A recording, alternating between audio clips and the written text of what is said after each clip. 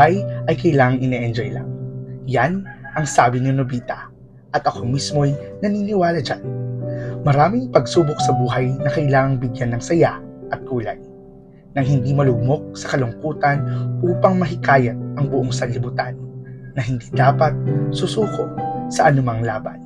Hi, ako si Harry Lloyd Palanggeyo, 18 taong gulang mula sa bayan ng Alicia, probinsya ng Isabela. Isang simpleng probinsya ngunit puno ng kwento, pangarap at inspirasyon.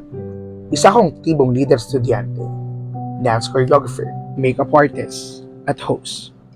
Sa mga bagay na ito, dito ko na ilalabas ang tunay na ako. Ang ligaya, ang pagiging malikhain, at ang pagsinta na magbigay kulay sa aking buhay. Pangatlo ako sa aming 4 na magkakapatid.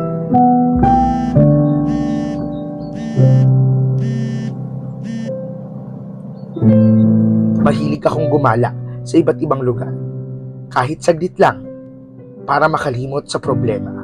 At oo, isang kabataang mahilig sa kape. Parang kape na rin kasi ang buhay. Mapait minsan, pero may tamis na laging handang ipaalala na kaya mo. Isang kabataan, ang puso ay para sa komunidad. Naniniwalang ang pagbabago ay nagsisimula sa maliit na hakbang at malalim na pagmamalasakit. Hindi ko maikakaila na ang edukasyon at kababaang loob ang naging puhunan ko sa pag-abot ng mga pangarap.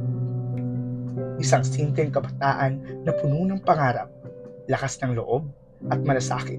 Ikaw, sino ka? At anong kwento ang gusto mong ibahagi sa mundo?